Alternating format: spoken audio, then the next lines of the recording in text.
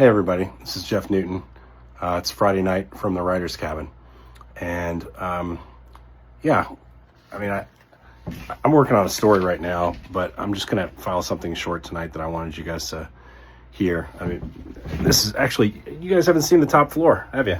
This is, this is the bedroom area up in the writer's cabin.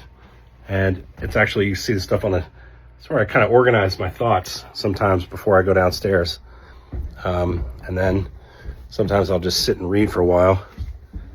You've got the desk over there in the corner, and we've of course got some typewriters up here, but you see the printer there. That's where all the magic happens, where I can start researching. I'm a paper kind of guy, but I saw something today, working on a story on all the election fraud that I think will be interesting. I'll probably have to put that out tomorrow.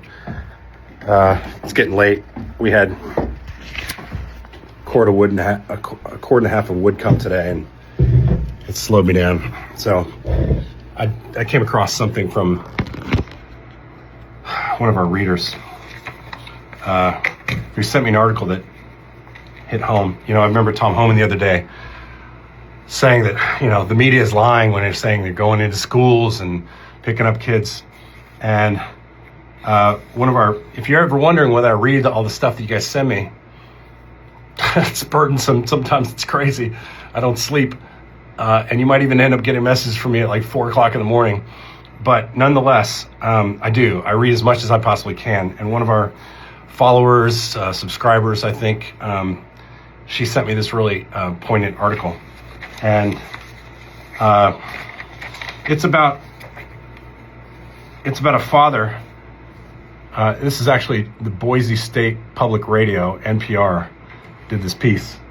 And it's about how ICE agents went and picked up a dad in Boise, Idaho, after he dropped his kid off at school, a Hispanic school. And apparently they're hitting all the brown-skinned schools again. The other schools that are up there with immigrants, they're not getting hit at all by ICE, at least not at this point.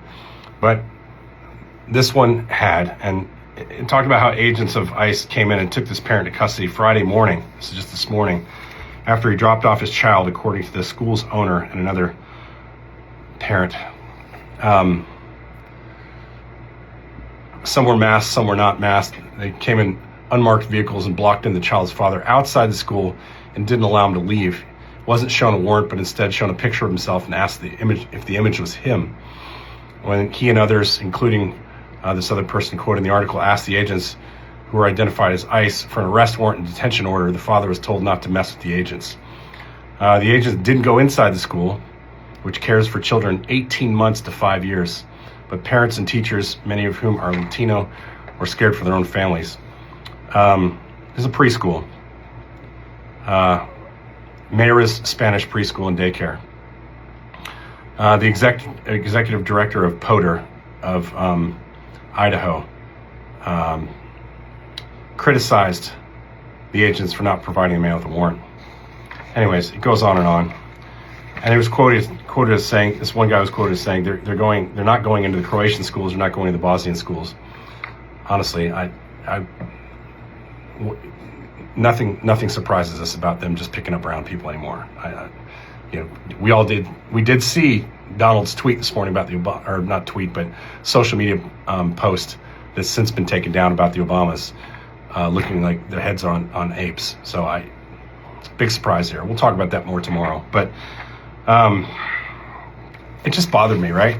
This is another one of these, and just for this was in the Idaho Statesman by Alex Brizzi, just to give him credit, right? Because he's out there reporting on this stuff.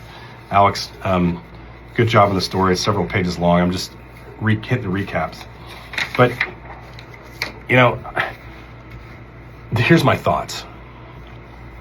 And it's been bothering me for days. And I know the trolls are going to come out, and I don't give a fuck, frankly. You guys know I'm a dual citizen. I was born in the United States. I had Canadian parents. They're both passed away now. And then I was raised a good portion of my life in Canada when my family moved back home. And then my parents got divorced and I moved back to Kentucky. And I have friends in many of those places. Kentucky feels like home sometimes. And Canada definitely feels like home. I feel more Canadian than I do American. I hate to say that, but I do. And it's largely because I think that I felt this from a long part of my life, a decent portion of my life, that there was a sickness in this society that won't ever go away. And long after Trump, we'll be afflicted with this cancer, this racism and lack of empathy for a fellow man.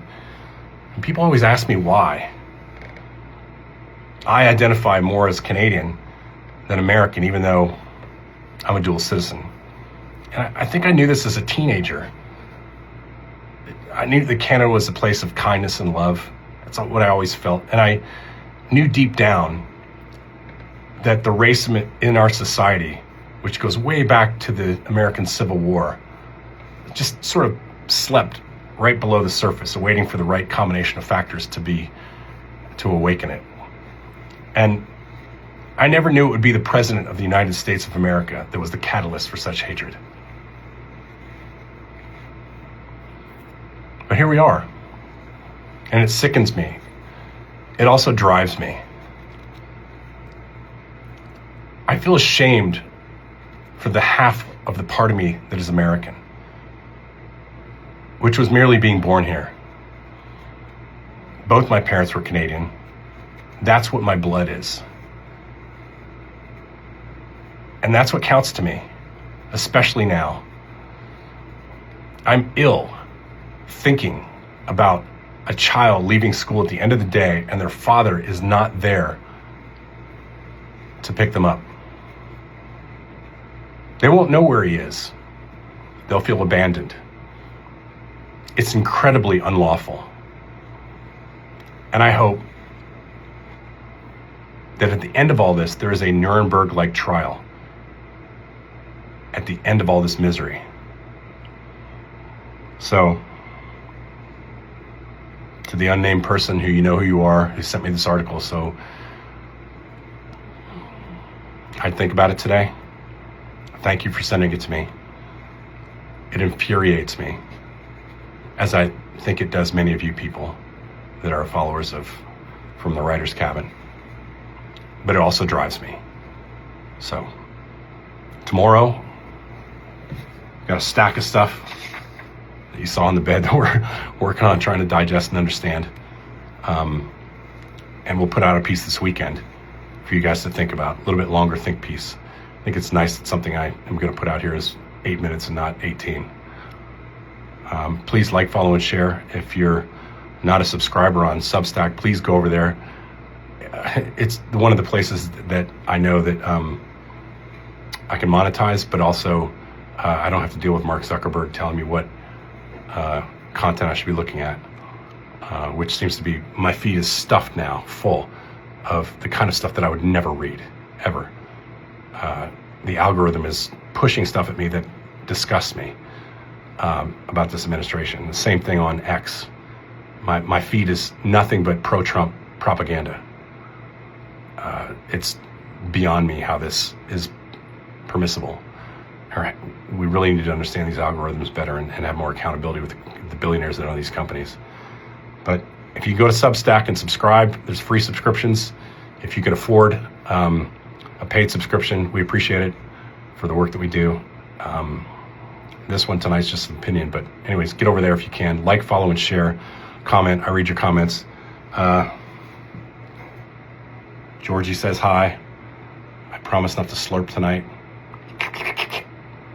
All right, Misfits, thanks very much. Have a good Friday night.